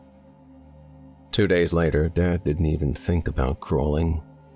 All day long he lay moaning under the palmettos with the mosquito net draped over him, not caring about the ants that marched across his belly, or the centipede making paths through his hair. He kept one hand pressed into his face. either palm down covering his eyes, or palm out, with the back of it pressing into his mouth. I think he did that so no more pain sounds would come out. Dad hadn't taken off his sock. He couldn't. The rapid swelling had cinched the seam of elastic tightly around his calf. Flesh bulged above and below the seam, making Dad's lower leg look like a tied sausage. We could have cut the sock off. Despite our ill preparedness in other areas, we managed to bring a pocket knife apiece. Rourke's even had a tiny pair of scissors that folded out, so you could pinch them open and closed with your thumb and forefinger. But Dad wouldn't let us touch his sock. I think he was afraid to see what was happening under there. He didn't want Rory and me to see either, but we knew it was worse than we could imagine because by then, the smell was so bad. Dad's infected leg gave off a smell like fetid cheese and rotten hamburger meat. You could smell it 10 feet away. We'd all done a fine job of training our noses to ignore our own smelly underarms and the bouquet at the latrine hole, but no sane person could ever shut out the smell of Dad's infected leg.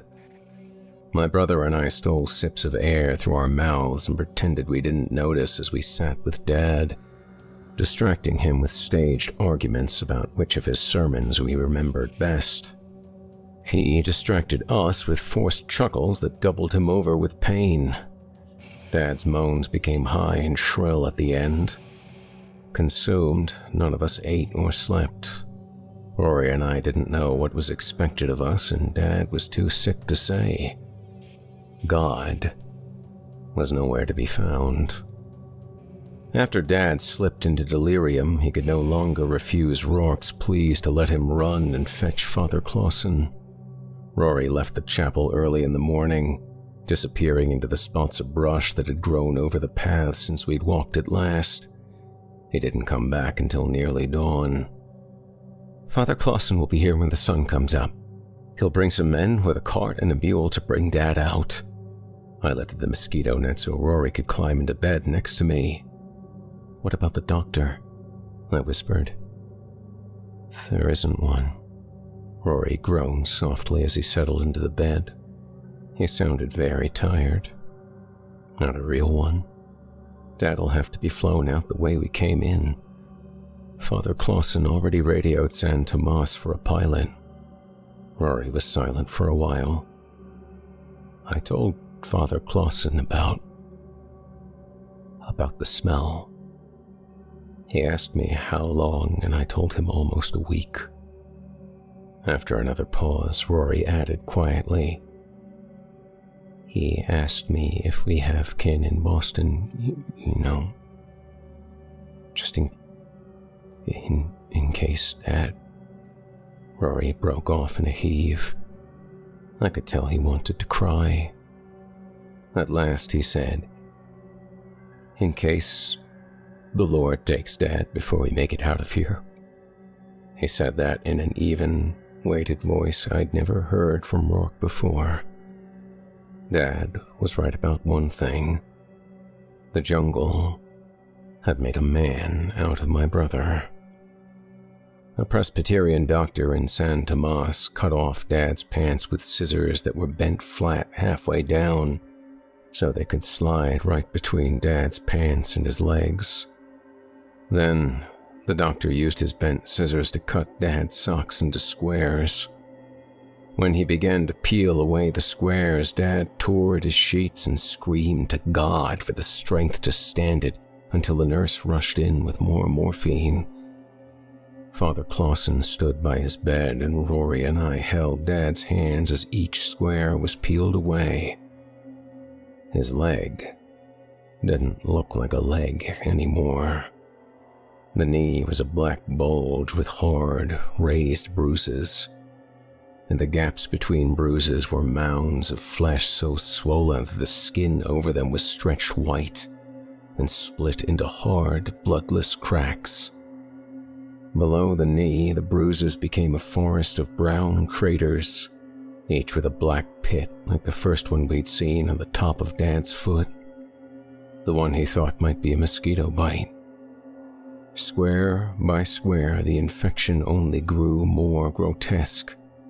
Ripe pustules on the calf broke audibly to drip green fluid that filled the room with its cheesy, sickening smell.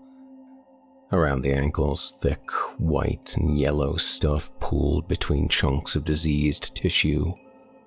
The foot was nothing more than a spongy, grayish mass, like a wet biscuit, dissolving in mop water. A lot of the squares wouldn't peel off. They were melded to the leg with crumbles of yellow crust, and trying to peel them just caused more flesh to tear away, exposing Dad's long, white leg bone. The doctor called the squares of stuck sock grafted, and said that it probably happened at the very beginning, before Dad's body stopped trying to scab over and heal itself. The doctor gave up trying to remove the remaining squares of sock. Even he looked aghast. "I've never seen anything like it," he kept saying. His accent sounded like the man with the hot dog cart back home. "I've never seen anything like it." Father Clausen took us into a waiting room and swallowed an aspirin and told us that the grafted squares of sock didn't matter anyway. "I'm not a doctor," he said, "but if I've ever seen a clear-cut case for amputation, it was lying in front of me 10 minutes ago." Father Clausen sank into a chair and looked at my brother and I, thin and filthy, blotchy with heat rash and covered with the scabs of bug bites scratched bloody in the night. I could tell by the way he softened that he pitied us. "San Tomas has some of the best doctors in this part of the world," he said. "If your father's life is meant to be saved, these men will save it." The priest closed his eyes and I knew he was seeing it again. Dad's rotting leg. I saw it too. It was burned into the dark behind our eyelids. He tightened his hold on the crucifix around his neck. Then he opened his eyes and looked at us sincerely. His voice was as soft as a whisper. "Your father should not be alive. God is truly walking with this man." God may have been walking with Dad that day, but Dad himself would never walk again. The doctors found rot running all the way up to his hip, so that's where they amputated. The place where Dad's leg once met his pelvis was now just a concave socket, the size of a baby's head, with prickly stitches like long, black caterpillars, holding the skin in place. There was a tube in Dad's arm for morphine and fluids, one in his chest to pump antibiotics in, and another beneath the covers to pump other things out. A long time passed before Dad was conscious enough to speak. Father Clausen made arrangements for us to stay at the convent in San Tomas, where the nuns treated us like children. They did not know the things we had seen. When Dad started to come around, the doctor called Father Clausen and he drove us from the convent to the hospital in his big green Buick. I stood beside Dad's bed so excited I began to cry. Dad opened his eyes, then closed them for so long I was afraid he drifted off again. But at last he broke the seal of scum cementing his lips together, and the first thing he said was, "Where is it?" Father Clausen looked at us and we both shrugged our shoulders. "Dad?" Rory said gently with tears on his cheeks. "We're here. Simon and I and Father Clausen. You're going to be all right." Rory's throat caught and he glanced at the lopsided mound of blankets covering Dad's lower body. I mean, you're going to make it. You're not going to die." Dad didn't say anything for a minute. I squeezed his hand. His head turned on his pillow and he looked at me incredulously. Didn't you hear me ask you a question, son? I said, where the fuck is my goddamn leg? Back in the waiting room, the doctor with the accent of the bent scissors spoke to Father Clausen in a rapid, rolling language. Father Clausen looked at the floor with his hands clasped behind his back, nodding. When the doctor was finished, the father turned to us and said, "The doctors think that your father's fever has damaged part of his brain." I stammered, stunned and confused, but Rourke was angry. His fists were tight balls at his sides. "The problem with our dad was his leg, Father, or didn't you see it? Because I did, and my little brother sure did. A fever can't change a person that way. When I had the mumps, I was as hot as a skillet for 3 days, couldn't bear a stitch of clothing or a spoonful of broth, and I didn't wake up a swearing blasphemer." Father Clausen nodded, still looking at the floor, this time with his hands clasped in front of him. He started to say something, then stopped, as if he changed his mind about what to say. He started again, carefully. "Son, every part of a man is controlled by a specific part of his brain. When one part of the brain is damaged, he might forget how to walk. Another part and he forgets how to swallow, or how to speak, or how to read, or write, or do arithmetic. These doctors say that sometimes, not very often, but sometimes, a very special part of the brain gets hurt and the person forgets what kind of person he is. They think that in your dad's case, the fever just burned that part of him away." Father Clausen put his hand on Rory's shoulder. "May God be with you, boys. The church will do everything it can to help you and your father through this trial. You must have faith." Rourke clenched his fists more tightly and shrugged out from under Father Clausen's hand. "God had his chance, Father, and the church brought us to this Gomorrah to begin with. I don't think we'd like any help from either of you. In fact, I think my brother and I ought to be alone right now." He took me by the arm and began to turn away. Father Clausen's voice called out, "This is a time for joining together in prayer, not for casting blame." Rourke did not turn back. "There's one more thing," called the priest. Something in his voice made Rory stop. "Your father says he won't leave here without his leg."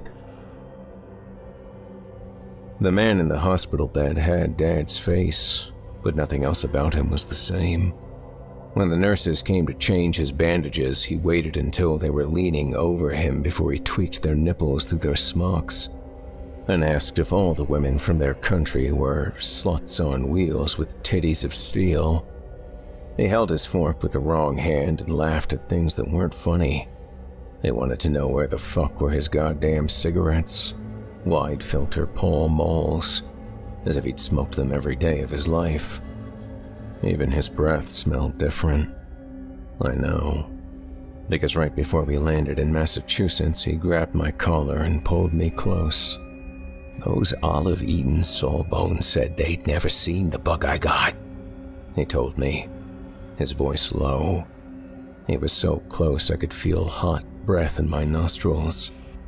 Said maybe it was the first time anyone got it, anywhere in the whole world. And I said, "Isn't that something? Hey, why don't pack the whole thing up and ship it back to the good old US of A? Maybe have the fellas from the Mayo take a look at it. For research, you know, just so I can make sure I do my part." He smiled a smile that made his face dark. Then I looked at the sawbones with my eyes real big. Big, wide, crocodile eyes. And I say, I want to do my part to see this tragedy don't befall another living soul. Not if I can do anything about it. He laughed Swedish breath into my face and I recoiled. He yanked me fiercely back to him. It belongs to me, after all. It's my goddamn leg. You can't just toss someone's leg in the garbage like a used rubber. So they said, yeah, maybe I had a point. Those brains at the Mayo are thinking up new medicines all the time. Pills to stop your headache, cure the clap. Even pills to make your dick hard. Those guys may have something doing. So the Sawbones trussed it up in a big glass tube full of some of the formaldehyde stuff, locked it in with these big steel caps. I saw them loading it into the cargo hold. Looks like the biggest pickled pig's foot you ever saw. He laughed again. There was a rattle and a lurch as the landing gear deployed. We were back in Boston, but it didn't feel like home. Nothing was the same. I'll be fucked if those needle dicks at the Mayo Clinic ever get their hands on it. It's mine. Dad pulled me so close his nose touched the skin on my forehead and his voice fell to a whisper that made my skin break into goose flesh. Do you hear me, son? It's mine. Father Clausen had arranged a one-bedroom apartment for us on a sloppy street beside an Italian restaurant. It was close to St. Elizabeth's, the hospital where Dad could go if he needed to see a doctor. And I mean the other sort of doctor too, Father Clausen reminded us. A psychiatrist. If he gets any worse, or if you boys are ever afraid he'll hurt you, just pick up the phone and call St. Elizabeth's right away. I've written the number to the psychiatric crisis line right here next to the phone. They also said the church would pay all of Dad's medical bills, so none to worry about that. And there was a Murphy bed in the living room, he told us. Said there would be room for all of us as long as my brother and I shared a bed. He spoke a last hurried blessing, and then he left. The apartment smelled like garlic bread and had nubby carpeting with gold and burgundy curlicues, like carpet from a movie theater lobby. There was something called a kitchenette, which was a half-sized icebox, a sink, and a hot plate on an island of dingy linoleum that curled up where it met the carpet. Father Clausen said he chose this apartment because it had belonged to a man with polio. The door that led in from the alley had a wide ramp and a rail for Dad's wheelchair, and above the bathtub and toilet were special bars where he could grab on if he needed to. The countertops in the kitchen and bathroom were only half as high as normal so he could reach everything. Dad sat in his wheelchair in the kitchenette, smoking Pall Malls and yelling slurs at the two black porters who had toted our luggage from the airport. We didn't have much, mostly just second-hand clothes and dishes from the nuns in San Tomas. The pair of big men struggled up the wheelchair ramp with something heavy wrapped in black duvetine. They set it down in the corner and were wiping their brows when Dad yelled, "You stupid spooks! Are you gonna put that right in front of the radiator?" He dropped his cigarette in the sink and wheeled angrily across the room. "Be careful with that, goddammit! Do you even know what this is?" He yanked off the duvetine. Rory and I froze, staring, not believing. "It's my goddamn leg! That's what it is!" There it was. Dad's rotten leg, bobbing inside a glass tube as high as my shoulders. Steel caps closed the tube at the top and bottom, bolted tight with pieces that looked like chrome lug nuts. A paper with a big orange symbol that said biohazard stuck to the glass with strips of wrinkly white tape, and a few paragraphs of medical words filled the space beneath the symbol. Beyond that, the gray mess of craters and boils floated like a fleshy jellyfish in the pale, yellow preservative. "Cost me half my nutsack and a gold pocket watch. Good thing you darkies are hot for bribes and shiny things, or it'd be halfway to Alabama by now, on its way to be poked apart by some egghead with a microscope up his ass."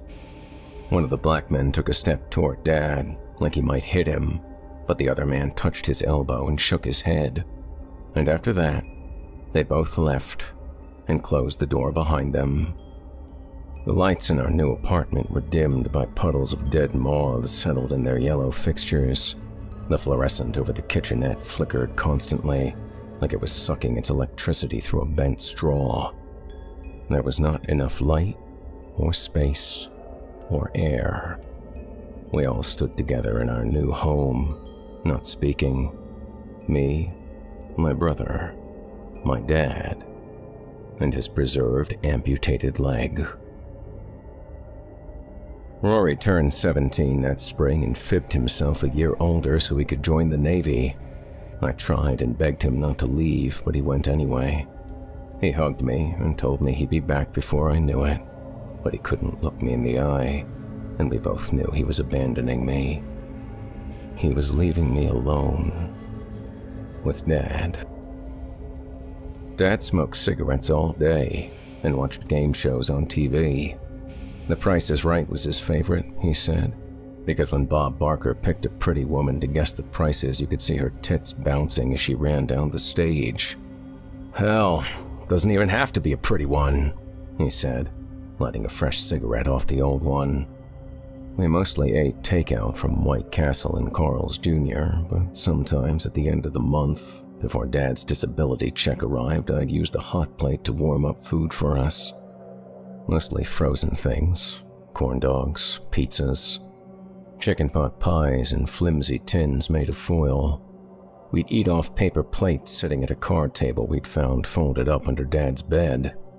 Once, I tried to make beef stroganoff, but when the time came to eat it, I couldn't. I couldn't get past the thick gravy and slippery noodles sliding over bits of meat. After the stroganoff, I had a hard time eating altogether. The feeling of chewed food churning around in my mouth made me sick to my stomach. I lost weight.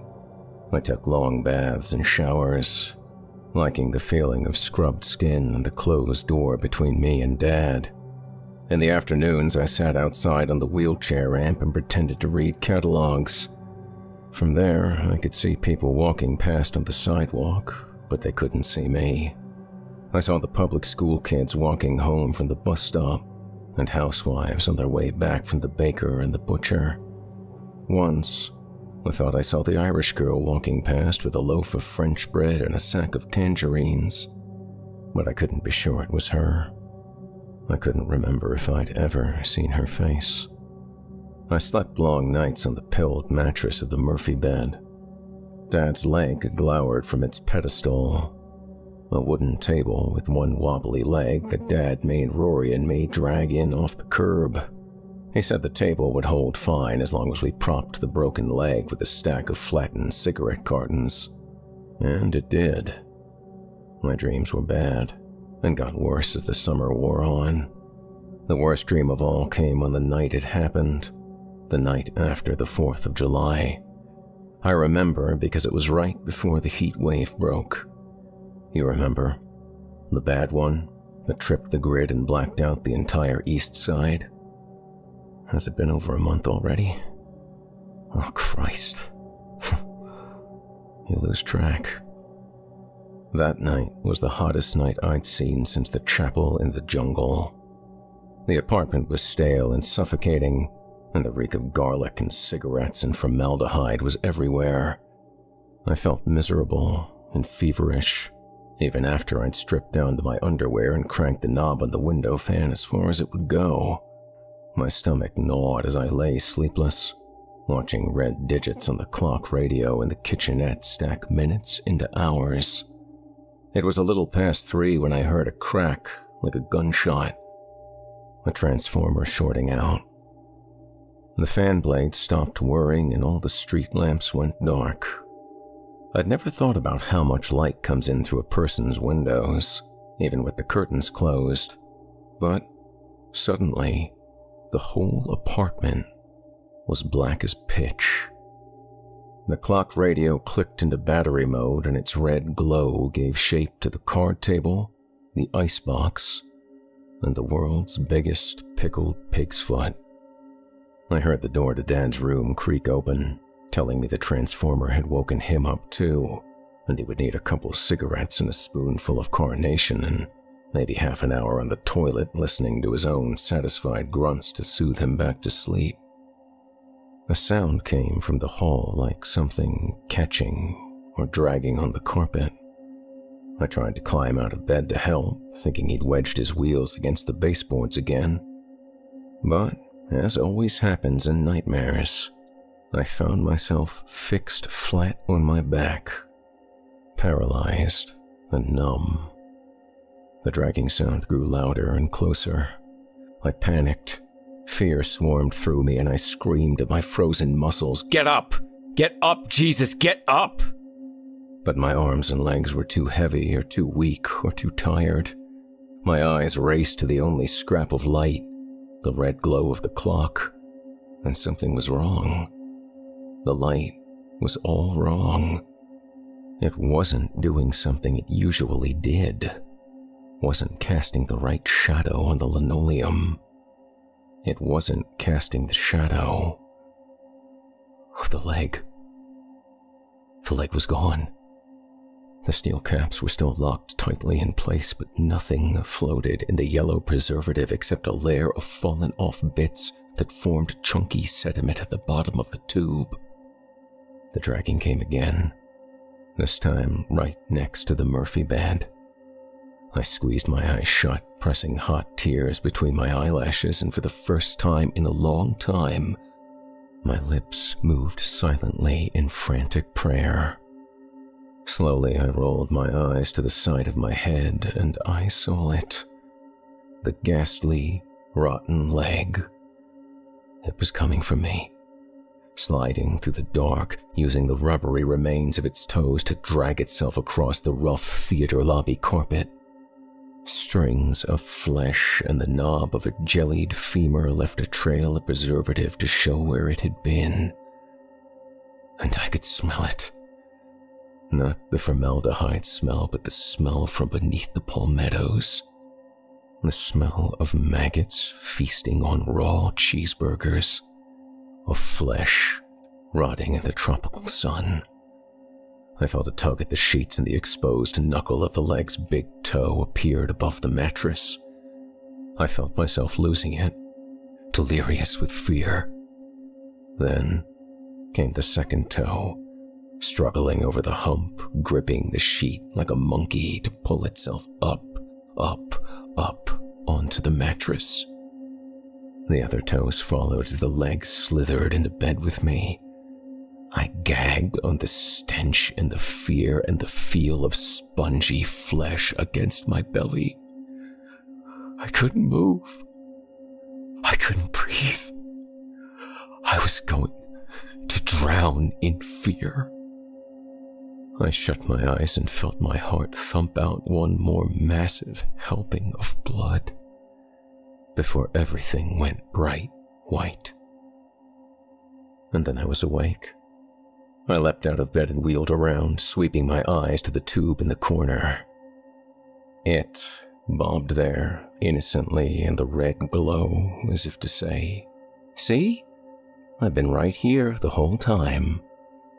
The blood rushed from my head and I dropped to my hands and knees, weak. My ribs stood out from my chest as I breathed in and out. My heart skipped and started. I think I might have grayed out for a while. I was so tired and so hungry and so weak.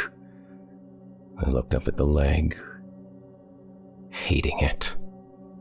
I wanted everything back the way it was. I wanted to walk into our old kitchen and find Dad standing on 2 feet in front of the stove, flipping a batch of his famous hotcakes and practicing aloud his sermon for the day. I wanted Rory to come back and make me believe I wasn't alone anymore. I wanted to sink my teeth into a hamburger, or a banana, or a slice of roast beef without feeling my tongue begin to explore its imaginary craters and boils. I wanted to be rid of it. All of it! The tube was easier to break than you'd think. It really only took one good whack with the hot plate to shatter the entire thing. Dad heard the noise, of course, but he must have considered his own obvious limitations because he didn't even try to pull me off. He screamed curses at me from his wheelchair, and when that didn't work, he dialed the number Father Clausen had written next to the phone. Then you guys came and brought me here. At first you strapped me to the bed, but I got that privilege back for good behavior. I'm not sure how long it took you guys to arrive after Dad called. I don't really remember that part at all. I expect it probably took longer than usual on account of the blackout. All I remember is a terrible, throbbing urgency to have Dad back. The real Dad. The Dad who'd made us pancakes and hated the smell of ashtrays, and who stood sweating before a tribe of villagers intent only on the word of God. The Dad who'd said in a voice I can now recall only as an echo, "Take and eat. This is my body, given for you. Do this in remembrance of me."